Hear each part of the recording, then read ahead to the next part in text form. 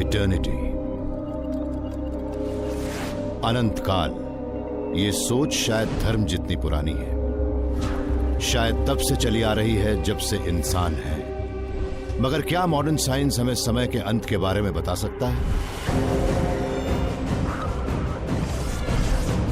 क्या ये ब्रह्मांड एक कॉस्मिक एपोकलिप्स से खत्म होगा? क्या समय की टिक टिक कभी नहीं थमेगी? या फिर इटर्निटी का अंत होगा?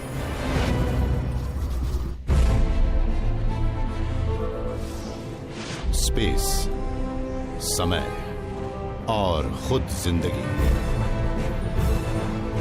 ब्रह्मांड के ये रहस्य हम जानेंगे थ्रू द वर्म होल।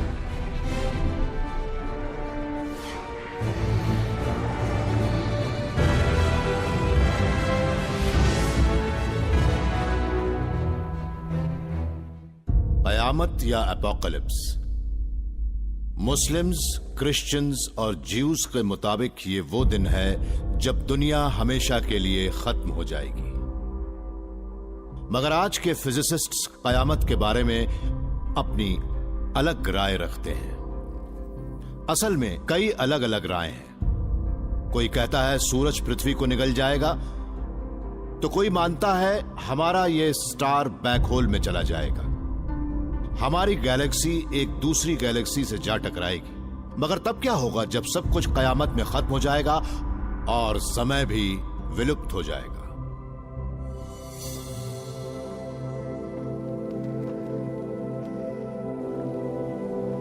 मैं उस वक्त बहुत छोटा था जब मेरी दादी गुजर गई।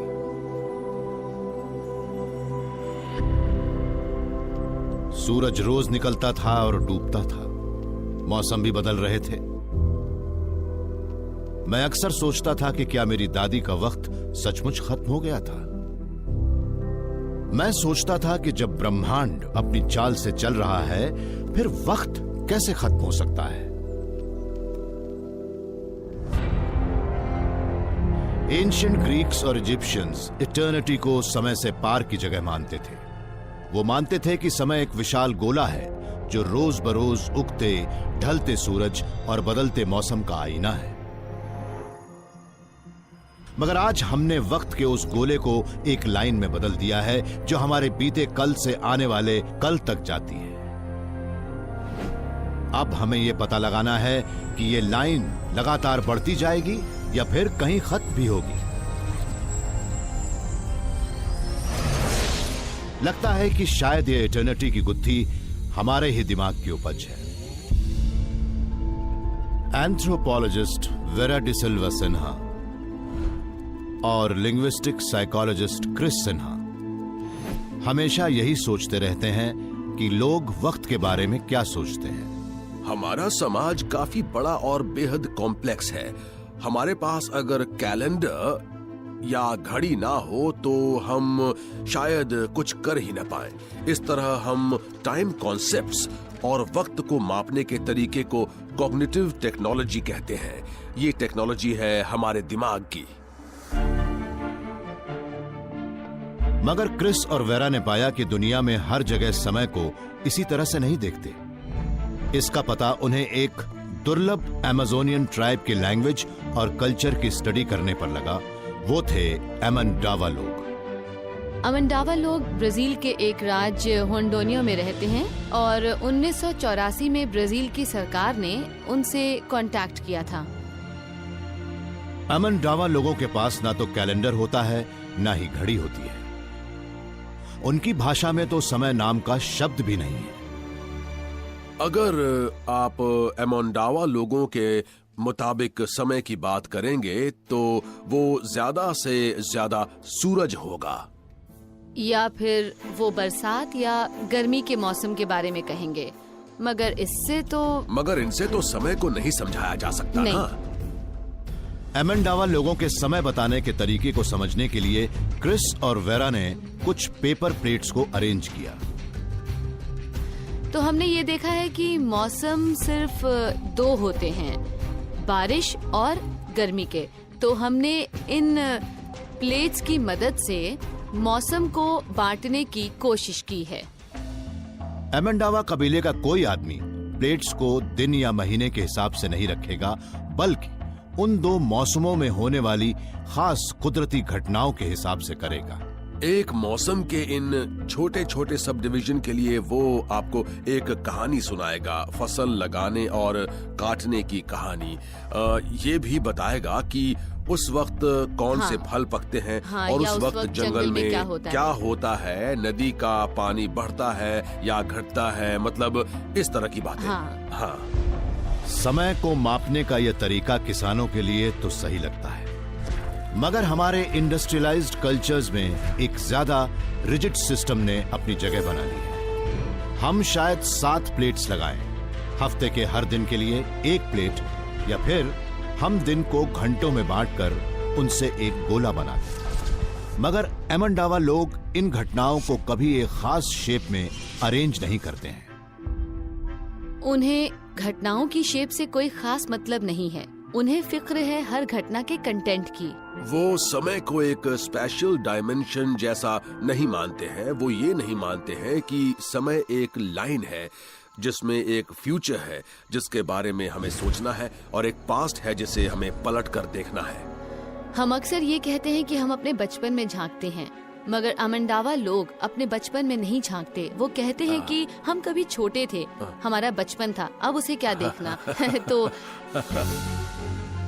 एमंडावा उस लाइन को नहीं देखते जिसमें उनका जीवन कल से आज में आया है, मगर वेस्टर्न कल्चर्स में हम अपनी जिंदगी की इस टाइम ज्योमेट्री को पूरी तरह से मानते हैं। एक इंसान की जिंदगी भी एक लाइन जैसी होती है जो जन्म से मौत तक जाती है। उस लिहाज से हम ये भी मानते हैं कि हमारे ब्रह्मांड की भी एक टाइम लाइन है। उसका जन्म भी 1400 करोड़ साल पहले बिग बैंग से हुआ था, और वो दिन भी आएगा जब वो खत्म हो जाएगा। ब्रह्मांड के जन्म से पहले कोई समय नहीं था, और जिस दिन कयामत के बाद वो खत्म होगा उस दिन वक्त भी थम जाएगा। थियोरेटिकल फिजिसिस्ट फोर्टिनी मार्कोपोलो एमंडावा लोगों की तरह ये बात नहीं मानती। अगर हम ये कहते हैं कि समय का अंत होगा, तो ये भी कहना पड़ेगा कि उसकी शुरुआत हुई थी। ये बात भी जन्म और मौत जैसी ही है। अगर जन्म नहीं होगा तो मौत कैसे होगी? मुझे कोई ये बता सकता है कि अगर समय नहीं था तो फिर वो आया कहाँ से? फोर्टिनी समय के फंडामेंटल नेचर को समझने की कोशिश कर रही हैं, मगर सब एटॉमिक पार्टिकल्स की माइक्रोस्कोपिक दुनिया में ये एक बड़ा ही ट्रिकी कॉन्सेप्ट है। क्वांटम मैकेनिक्स की थ्योरी के मुताबिक ये पार्टिकल्स एक दूसरे से सॉलिड डिफाइंड ऑब्जेक्ट्स की तरह नहीं, बल्कि एमॉर्फस क्लाउड्स के रूप में इंटरैक्ट करते हैं। मतलब वो पार्टिकल्स एक ही वक्त पर वहां हैं भी और नहीं भी हैं। ऐसे में यह नहीं कहा जा सकता कि 2 पार्टिकल्स एक दूसरे से मिले भी थे या नहीं। अगर हम क्वांटम मैकेनिक्स के नियमों को इंसान या प्लेनेट जैसी बड़ी चीजों पर लागू करें तो बड़ी चौंकाने वाली बातें सामने आ सकती हैं। मैं यहाँ बैठकर आपसे बात कर रही हूँ।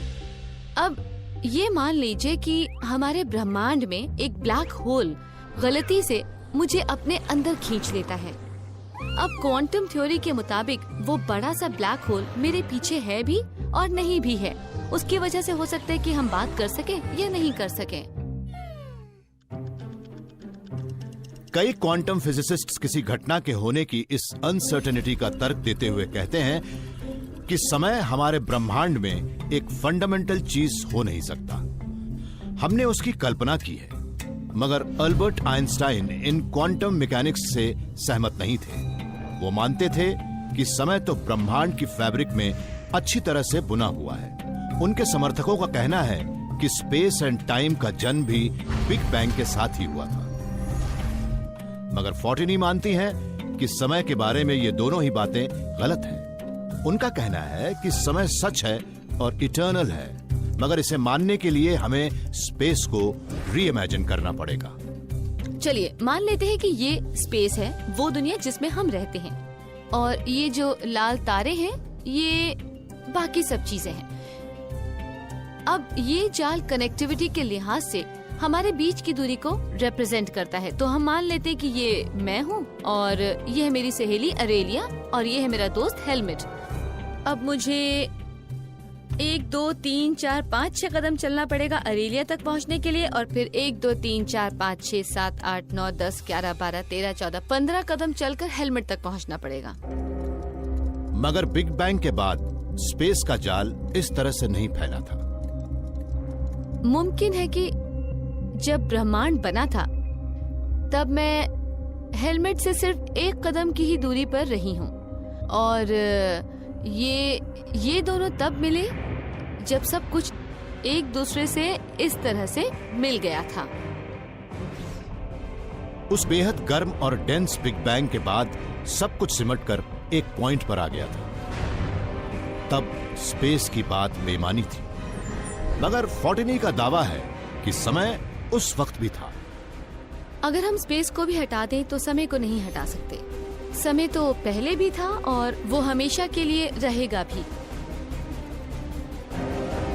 अगर फोर्टिनी सही है तो जाहिर है वक्त कभी नहीं थमेगा। मगर एक साइंटिस्ट को इटर्नल यूनिवर्स की बात हजम ही नहीं हो रही। उनका कहना है कि अगर वक्त खत्म ही नहीं होगा तो फिर हमारे वजूद का कोई मतलब ही नहीं है।